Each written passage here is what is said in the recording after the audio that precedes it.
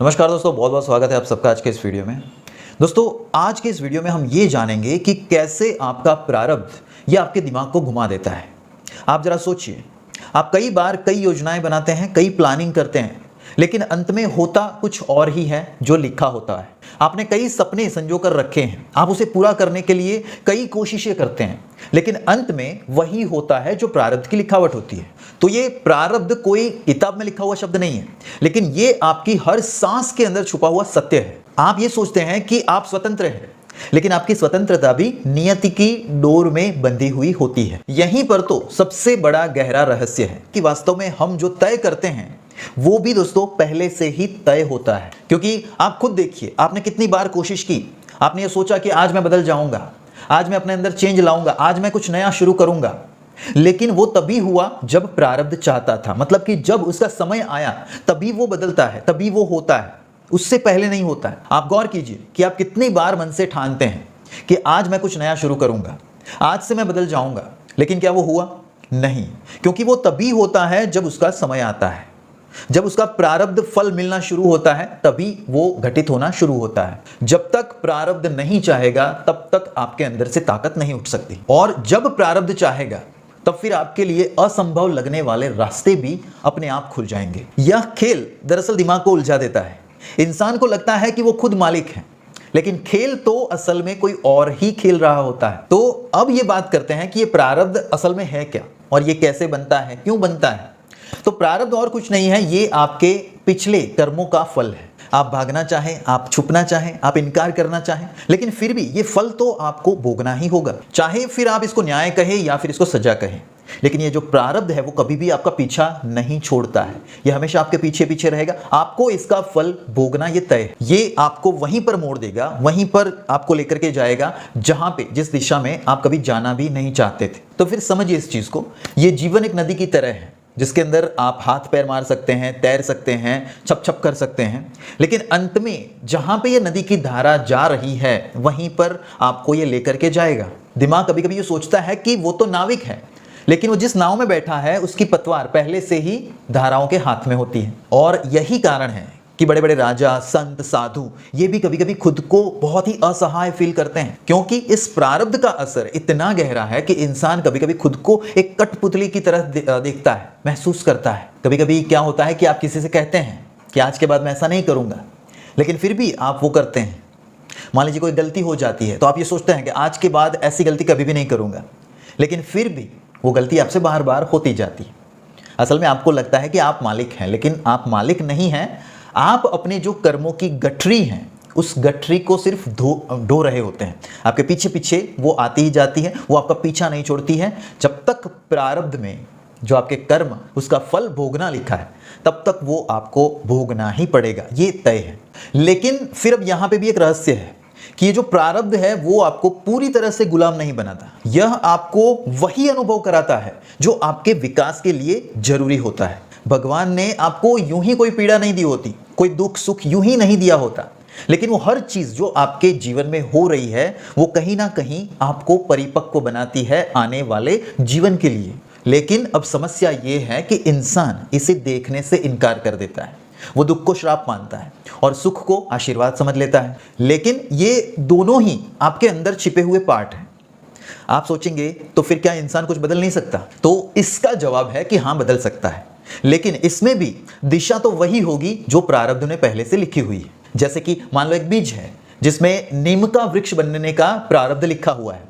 अब आप इसको पानी देंगे, खाद देंगे, कुछ भी कर ले, लेकिन उसमें से आम नहीं निकल सकता। तो समझिए इस चीज को, आप ये तो नहीं ही बदल सकते कि वो नीम नहीं बनेगा, कुछ और बनेगा, ये पॉसिबल नहीं है। लेकिन हाँ, आप ये बदल सकते हैं कि वो नीम कैसा होगा, कड़वा होगा, सूखा होगा, रोगी होगा, या फिर हरा भरा होगा, या फिर छांव देने वाला होगा।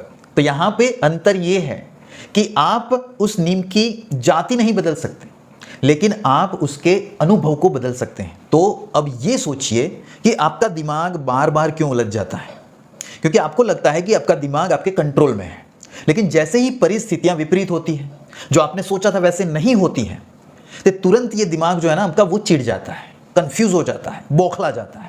और यही दुख की जड़ है।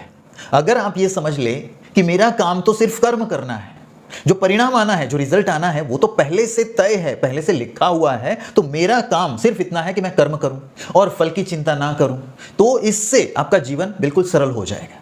लेकिन ये इतना आसान नहीं है। क्यों? क्योंकि इस दिमाग को गुलामी पसंद नहीं है। वो गुलाम रहना नहीं चाहता, वो वही चाहता है जो वो करना चाहता है, लेकिन होता वही है जो प्रारब्ध में लिखा हुआ होता है। यह दिमाग तो बस मालिक बनना चाहता है। इसीलिए ये संत महात्मा वो भी यही कहते हैं कि सब कुछ समर्पण कर दो, सब कुछ छोड़ दो, त्याग दो, सब उसके हवाले कर दो। लेकिन नहीं, दिमाग इस चीज को एक्सेप्ट नहीं कर सकता। समर्पण का मतलब ये होता है कि ये मान लेना कि सब कुछ मेरे हाथ में नहीं है, सब कुछ मेरे जीवन की परिस्थितियों को मैं तय नहीं कर सकता। अगर आप इतना समझ ले तो आपके जीवन में भी शांति आ सकती है, क्योंकि तब फिर आप परिणाम के पीछे पागल नहीं होते। आप सिर्फ अपना कर्म करते हैं और जो कुछ भी होता है उस चीज को आप एक्सेप्ट करते हैं, ग्रहण करते हैं। आपने कई बार देखा होगा कि कई लोग होते हैं जो बहुत मेहनत करते हैं, बहुत कोशिशें करते हैं, लेकिन फिर भी उन्हें सफलता नहीं मिलती है। और कुछ लोग होते हैं जो अभी अभी नया नया शुरू किया है, किसी काम में जैसे ही वो हाथ डालते हैं और तुरंत ही वहां से मान लो खजाना निकल के आ जाता है। तो ये क्या है? ये अंतर क्यों होता है? आप कभी कभी सोचते हैं ना। लेकिन ये सारा कुछ जो खेल है वो प्रारब्ध का खेल होता है। तो बात सिर्फ यहाँ पे इतनी सी है कि ये जो प्रारब्ध है वो अपने समय पर ही आपको दरवाजा खोल करके दे देता है, और जब ये सही समय आता है तब आपके छोटे छोटे कदम भी पहाड़ हिला देते हैं। अगर इंसान इतने से सत्य को समझ ले तो उसका सारा घमंड चकनाचूर हो जाएगा, उसकी सारी विटंबनाएं जो है ना वो बिल्कुल ही समाप्त हो जाएगी। क्योंकि घमंड रहता है ना इंसान के माइंड में कि सब कुछ मैंने किया, इसमें मेरा हाथ है, मैं नहीं करता तो उसका कुछ नहीं होता। यहाँ पे ये जो आपका घमंड है वही आपके मार्ग की बाधा बनता है। आप सोचिए, आपने कुछ नहीं किया है, आप सिर्फ माध्यम बने हैं। आपके माध्यम से जो होना था वही हुआ है, और जिसको करना था उसी ने किया है, आपने कुछ नहीं किया है। तो यदि आप भी इस घमंड में जी रहे हैं कि सब कुछ मेरे कारण हो रहा है, मैं कर रहा हूं इसलिए हो रहा है, मैं नहीं करता तो कुछ नहीं होता, तो ये सारी बातों को दिल से निकाल दीजिए, दिमाग से निकाल दीजिए। बिकॉज इतने बड़े ब्रह्मांड में, इतने बड़े यूनिवर्स में, जहां लाखों करोड़ों गैलेक्सी हैं, तारे हैं, सौर मंडल हैं, इसमें आप रद्दी भर कुछ नहीं है और हमें लगता है कि मैं ही सब कुछ। लेकिन फिर दूसरी तरफ यही समझ इंसान को आलसी भी बना सकती है, क्योंकि फिर कई लोग कहेंगे कि अगर सब कुछ यदि पहले से ही तय है तो फिर हमें कुछ करने की जरूरत ही क्या है। तो यह तो एक तरफ से भ्रांति है। आप सोचिए, ये यदि तय है कि आपको अन्न मिलेगा तो साथ में ये भी तय है कि इससे पहले आपको हल चलाना होगा। अगर आप आलस करेंगे तो हो सकता है कि आप भूखे भी रह सकते हैं। प्रारब्ध रास्ता तय करता है, लेकिन चलना तो आपको ही पड़ेगा। और यही कारण है कि शास्त्र भी कहते हैं कि कर्म ही सच्चा धर्म है। आप एक पल ठहर कर सोचिए कि आज आप जैसा चाहते हैं वैसा जीवन आपका नहीं है, तो ये कहीं ना कहीं आपके बीते कर्मों की लिखावट है। लेकिन गुस्सा मत कीजिए, दुखी भी मत होइए। इस चीज को समझने की बात है कि ये जो है वो भी बीत जाएगा। जब समय बदलेगा तो ये परिस्थितियां भी पलट जाएगी, और जब तक समय नहीं बदलता तब तक ये जो संघर्ष है वो संघर्ष आपको मजबूत बनाएगा। इसलिए मेरे प्यारे साथियों, जो कुछ भी हो रहा है उसे शांति से स्वीकार कीजिए। आपका जो कर्म है वो कर्म करते रहिए। आपके पिछले जो भी कर्म थे उसका जो फल है वो जितना आपको भोगना है, और जब तक भोगना है वो तो आपको भोगना ही पड़ेगा। लेकिन जब तक वो भोग रहे हैं तब तक फिर बैठे रहना, आलस में अपना जीवन बिताना, ये तो फिर सही बात नहीं है ना। तो आप जब तक ये फल भोग रहे हैं उस फल में भी आप जो संघर्ष को महसूस कर रहे हैं अपने जीवन में, उसमें से भी आप कुछ ना कुछ सीख रहे होते हैं। और जब ये सीख रहे होते हैं तो एक समय ऐसा भी आता है जब आपके पिछले कर्मों के फल जो हैं वो समाप्त हो जाते हैं, और इस संघर्ष में आपने जो कुछ भी किया, जो भी आप चले, उसका फल अब आपके सामने आपका इंतजार कर रहा होता है। तो जब समय आएगा, जब सही समय आएगा, तब वो रास्ता आपके लिए खुल जाएगा। जब सही समय आएगा तब जो आप चाहते थे वो आपको मिल जाएगा। इसलिए जो नहीं मिल रहा है अभी, उसकी चिंता करने की जरूरत नहीं है। और जो भी संघर्ष आपके जीवन में आ रहे हैं, जो भी आप स्ट्रगल कर रहे हैं, ठीक है, आपको जो क्रिटिक का सामना करना पड़ रहा है, उन सबको, ये सारा कुछ जो है ना वो आपके जीवन को मजबूत बनाता है, आपको अंदर से मजबूत बनाता है। और सही समय आने पर आपके सामने वो सारे दरवाजे ओपन हो जाएंगे, खुल जाएंगे, आप जो भी चाहते हैं वो आपको मिल जाएगा। तो बस सवाल इतना ही है कि जो कुछ भी परिणाम है उस परिणाम को उसके ऊपर छोड़ दो। प्रारब्ध में जो लिखा है वो ही होगा। जो आप जो कर रहे हैं या फिर आप जो तय कर रहे हैं वो भी ऊपर से ही लिखा हुआ होता है। तो रास्ता तो वही बनाता है, लेकिन उस रास्ते पर फिर आपको चलना पड़ेगा।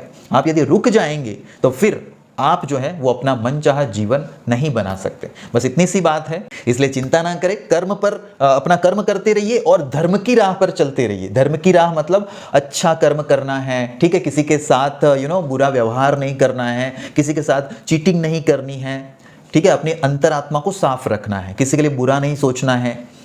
ये सब कुछ जो है वो धर्म मार्ग है और इस धर्म मार्ग पर आपको चलना होगा और सही कर्मों को आपको करते रहना होगा। एक समय ऐसा आएगा जब आपके सामने वो सभी चीज़ जो है ना वो आपकी मुट्ठी में होंगी, आपके हाथों में होंगी, जो आप पाना चाहते थे। ठीक है, सो दोस्तों मिलता हूं मैं आपसे नेक्स्ट वीडियो में। तब तक के लिए दीजिए मुझे इजाजत। Stay happy, stay healthy and stay connected with me. Thank you so much for watching this video.